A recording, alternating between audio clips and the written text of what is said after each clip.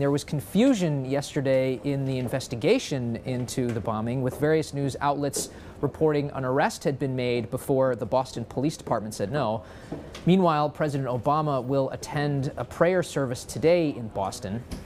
Lessons drawn from past crises are shaping President Obama's response to the attack. In particular, his speedy public response to the bombing shows that the White House is wary of replaying its handling of the underwear bomber you may remember from the Christmas of 2009 incident. In that incident, Obama waited 3 days before making a public comment. Peter Nicholas now joins us in Washington. Peter, good morning. Nice to be with you, Ralph. It's nice to have you coming in. So first off, why does this matter, whether the president speaks out soon or not? Well, to some degree, the public wants reassurance at a time like this, right? So you have a horrific bombing incident at an iconic event like the Boston Marathon. People are unsure what this means. There was a question posed at the White House press briefing yesterday where a reporter asked Press Secretary Jay Carney if America was under attack.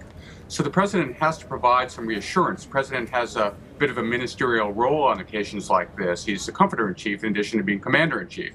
And so the president wants to show he's on top of it. He wants to reassure Americans what's happening at a time like this. And remind us what he's done wrong in the past. It was basically the underwear bomber that where he didn't react quickly enough, correct?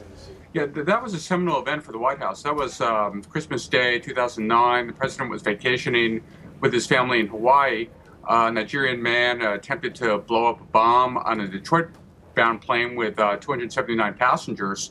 The attack was foiled, but the country was rattled by that, obviously. The president waited 3 days before coming out and speaking about the incident. Instead, White House aides recommended that Janet Napolitano, the Homeland Security Secretary, go out and speak about the event. In retrospect, we spoke to White House aides, realized that that was a mistake that they would not repeat, and they vowed not to repeat it.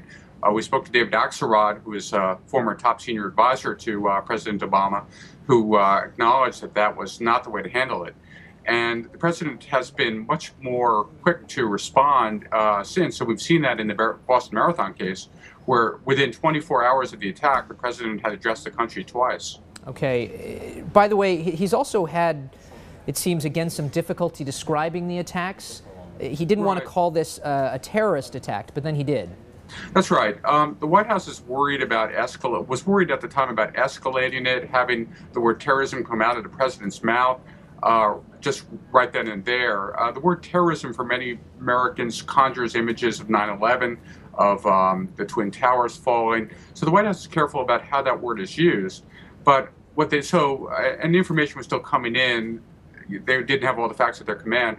So what they did instead is the president did not use the word terrorism, but a White House official signaled to reporters shortly afterward that any time bombs go off at a public event like this, it's almost by definition an act of terrorism. That was on that was on the day of the attacks. The next day, the president explicitly and directly referred to the incident as a terrorist act. Mm-hmm. Will he, by the way, be speaking at today's memorial service in Boston? He likely will be speaking. Michelle Obama will be there with him. He's delivered, he's had to do all too many of these kinds of speeches, addressing the country and speaking at memorial services in the wake of terrible tragedies like this, including the Gabrielle Giffords incident, the congresswoman who was shot in Arizona. So he has some experience and familiarity with this, and some of the most memorable speeches of his presidency have come sadly at events like this. They have indeed. Peter Nicholas in Washington, thanks so much for joining us this morning. Let's be with you, Ralph.